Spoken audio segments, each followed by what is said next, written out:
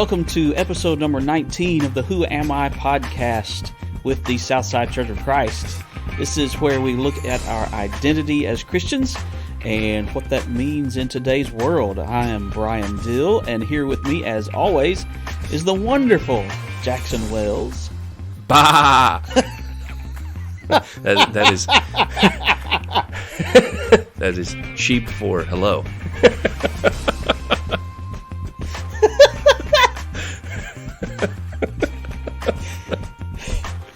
Well, I did not expect that. Well, today we are talking about sheep.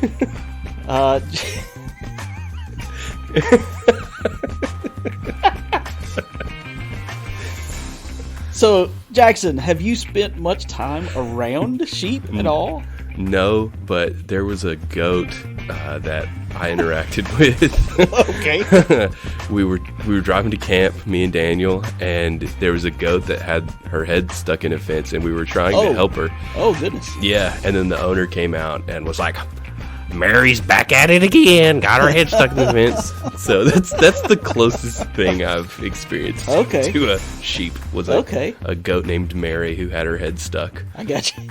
You know, we actually had at the church in Frankfort, there was one of our elders had sheep. Okay. And sheepdog and Yeah. all this kind of stuff. So I mean, we learned a little bit about sheep. Well, anyway, so let's go ahead and get this episode started.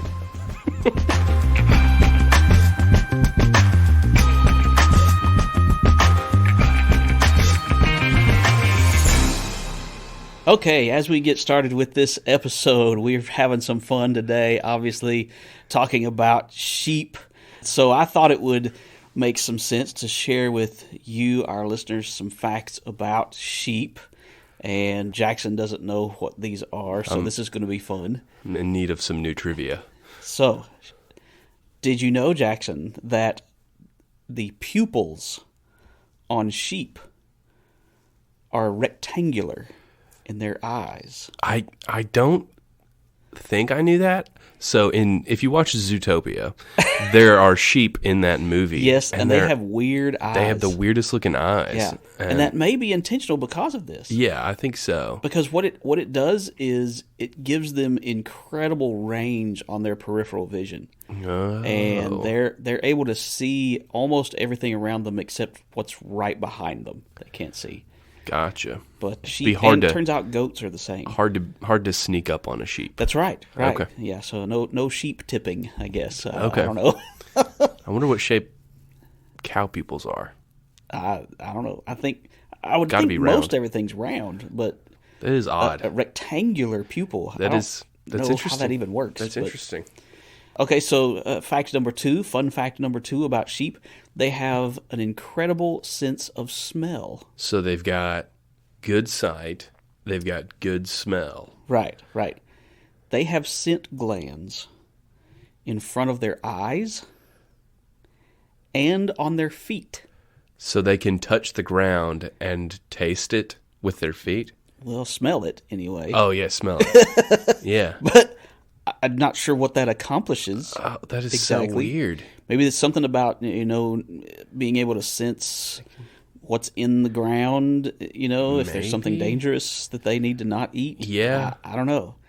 That's very, very interesting. Imagine walking barefoot and just you can smell whatever you're stepping in. Well, yeah. That would be horrible. Yeah, there's no telling. Great, but horrible. Right. All right, so the third fun fact is one that I saw in multiple places that makes me question humanity's thought processes. Okay. Because why in the world do we care to find this out? Okay. Sheep, apparently, are emotionally complex animals. So, okay. Not only can they feel things like anger and boredom and sadness and happiness, that sort of thing, studies have shown that sheep can be pessimists or optimists. What? why do I care? This, like I hear your complaint, but I think as we talk through the rest of this episode, we're going to be like, that's why we're called sheep. But who and how do you figure out whether or not a sheep is a pessimist? How do you find out if a sheep is a pessimist? What kind of study is that? And what kind of person is spending money on a study like that? Oh, man. I'm just imagining, like, sheep that have beef with other sheep. Right. Like, Mary shows up, and she's like, this is my grass, and the other sheep just, like, walks off. And I mean, you have dominant and animals. The alpha dog is a common thing. You see that in lots of different animals. But a pessimistic sheep, like, I don't know how you measure they wake that. up every morning and like, well, this is the day I'm going to get sheared. I just know it. I mean, what is that's that? Bizarre. What does a sheep have to be pessimistic about? I mean, I would. If somebody shaved me, I would be upset. Right. I don't know. Okay, so anyway, we better move on. This episode's getting out of hand already. So we're talking in the meat of the week this week. We're asking the question, am I a sheep? Now, sometimes that is a word that has some very negative connotations to it. Yeah, right? You don't want to be called a sheep. Right, because the assumption is a sheep is someone who just naively goes along with whatever they're told. Yeah, kind of like a bandwagon fan. You you don't want to be the ride. You don't want to be called that. And I totally get that. But I mean, people definitely view it with a negative lens because sheep, generally speaking, we think of them as stupid or dumb animals, right. and nobody wants to be called stupid or dumb. That's right. They're fragile. A wolf can just snatch them right up, and so nobody wants to be associated with this fragile being. Sure. And sheep are all the same. They all look the same for the most part, and everybody wants to be different. And this is so true. What's funny about this is that we're humans, so we all do stupid and dumb things. For sure. We sometimes ignore the fragility of life, even though it's true. Right. And whether we want to admit it or not, we're similar in so many ways. Right. This individualism that we so much seek is sometimes just a figment of what we perceive. So right. We are sheep. Whether you like it or not, maybe we are sheeple. Yeah. Which, again, that's just that term that just means it is an insult to be called sheeple, because the idea is, well, you're just, you just believe whatever you're told. You're just along for the ride. Bandwagon. Whatever word you want to use. It's that sort of thing. But really, what we're going to focus on in this episode is how this is a word. The idea of being a sheep is an idea that is used in a very positive way in our Bibles, especially by Jesus. And so what we're going to do is we're going to investigate John chapter 10. It's in verse 2 of John chapter 10 that I want us to read together. And if you're just listening along, just listen closely to what is said here by Jesus in John chapter 10, starting with verse 2. But he who enters by the door is the shepherd of the sheep. To him the gatekeeper opens. The sheep hear his voice, and he calls his own sheep by name and leads them out. When he has brought out all his own, he goes before them, and the sheep follow him, for they know his voice. A stranger they will not follow, but they will flee from him, for they do not know the voice of strangers. A little bit later in this same chapter, in verse 11, Jesus says, I am the good shepherd. And so the idea here in this entire section is that Jesus is the shepherd, and we are supposed to be the sheep. All right, and so I want us to break this down a little bit and look at some of the implications of what is said here. And I think the first thing that caught my attention as I was rereading this is the shepherd, as opposed to the thief. The shepherd comes in through the door, through the front door, through the gate. And to me, what that says about our good shepherd in Jesus is that he is not here trying to sneak his way into our lives. He is not trying to come in unnoticed with a mask. He doesn't have some hidden agenda or anything. He is right there, boldly in front of us, and we have to make a decision. Are we going to follow him as sheep or not? What do you think about that, Jackson? I think that's exactly right. I don't think Jesus is out here to Jesus juke us, which is a term I heard a couple months ago. I thought it was great because sometimes that's what we feel like is happening when somebody's trying to convince us to do something morally. They're trying to juke us out. Well, Jesus isn't trying to juke us out. He's coming through the gate and he says, "This is what you need to do. That this is it. I'm here for you." It reminds me a lot of Philip and the Ethiopian eunuch, where the Ethiopian eunuch is studying and he's like, "This doesn't make any sense." Philip shows up and he explains everything else that the eunuch is missing, and it's kind of like the eunuch has this aha moment where it's like, "Oh, that's what it means. Okay, I'm good to follow that." And then even the Samaritan woman at the well, it's like she's trying to go her own way, be her own animal or whatever. Jesus is standing right there in front of her, boldly proclaiming that he's living water, not the good shepherd, but he is the way for her. Right. He's exactly who she needs to be following.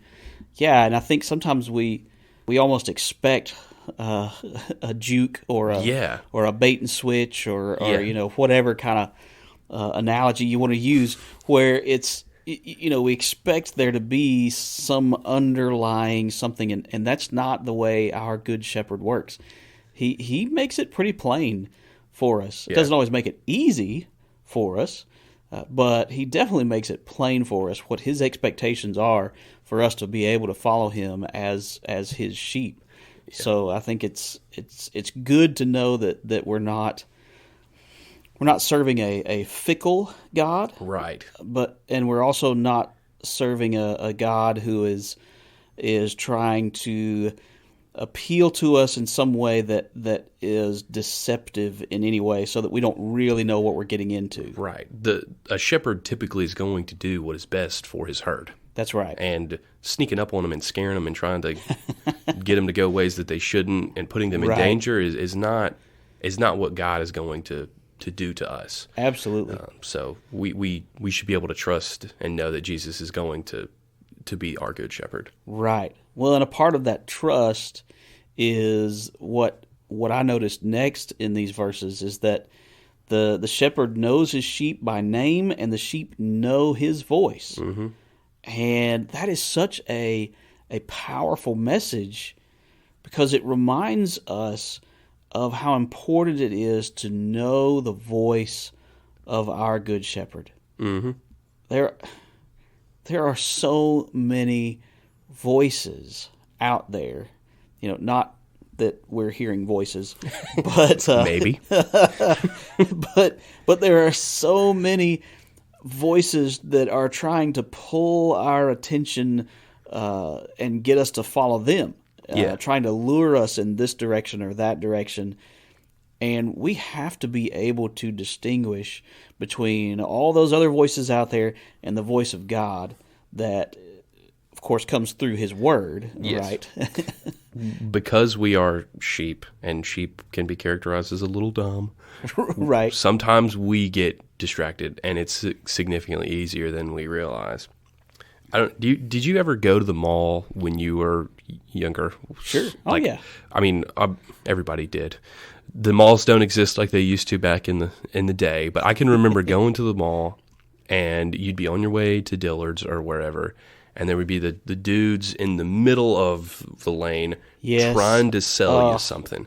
Yes. And you know you don't need to pay them any attention. You're here to get a button-up shirt for Easter. You got to make it to Dillard's. But there's this guy who's trying to sell you something. He's distracting you about this, this new... With a helicopter. A helicopter, dude. I was thinking of the helicopter, and parents had to hate those. But it's like, this helicopter is not going to make your life that much better because, one, the ceilings are not this tall in your house. That's right. But we have this expectancy that, if we get distracted and we're like, oh, I really, really want that. I want that to be a part of my life. It distracts us from what our original goal was, to get to Dillard's or whatever.